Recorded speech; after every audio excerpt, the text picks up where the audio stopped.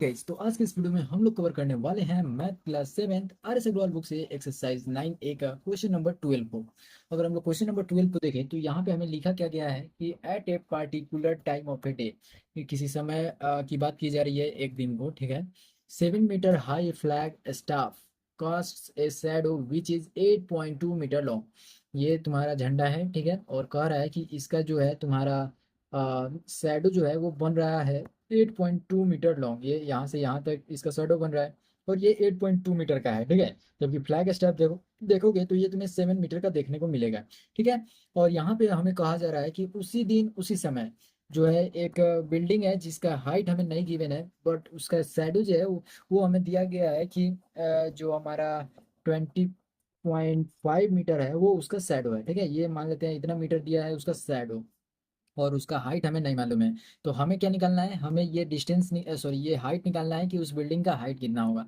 बहुत ही आसानी से बना लेंगे, यूनिटरी मेथड से बनाएंगे। पहले हम लोग क्या करेंगे, 1 मीटर हाइट का कोई अगर रहेगा बिल्डिंग या फिर कोई भी ऑब्जेक्ट, तो उसका निकालेंगे कि कितना शैडो जो है, सॉरी अगर 1 मीटर का शैडो जो है बन रहा है तो उसमें कितना मीटर का जो है ऑब्जेक्ट रहेगा, वो हम लोग देखेंगे। और उसके बाद जो है इतना मीटर में हम लोग मालूम करेंगे कि कितना मीटर का बिल्डिंग जो होगा उसका हाइट होगा। तो देखो, अगर हम लोग इसको लिखने चले तो इन 8.2 मीटर, या फिर लिख सकते हो कि the length of shadow is इतना metre, then the height of flag staff, ठीक है, इतना मीटर लिखना होगा। तो हम लोग इसे किस तरीके से लिखेंगे कि if the length of shadow is equal to कितना, 8.2 मीटर, ठीक है।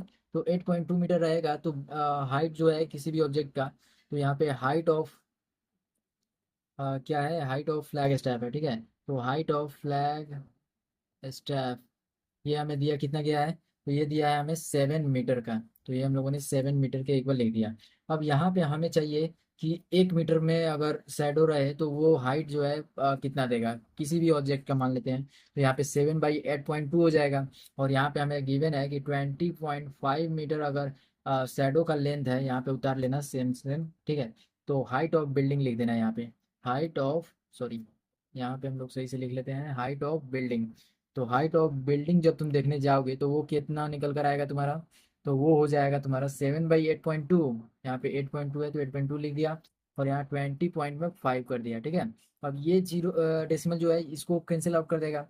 अब देखो यहाँ पे तुम जो है इसे सॉल्व किस तरीके से करोगे, ये वैल्यू जो है तुम्हारा कटेगा नहीं, तुम्हें डायरेक्ट जो है कटाना पड़ेगा, और वो तुम्हें डेसिमल में जो है आंसर देखने को मिलेगा, ठीक है। तो डेसिमल में आंसर देखने को मिलेगा, तो आप जरा इसे हम लोग कैंसिल करके देख लेते हैं कि कितना होगा। सबसे पहले हम लोग ऊपर वाले को मल्टीप्लाई कर देते हैं। 7×5 = 35, 5 हो गया, जीरो से करेंगे तो 3 हो जाएगा।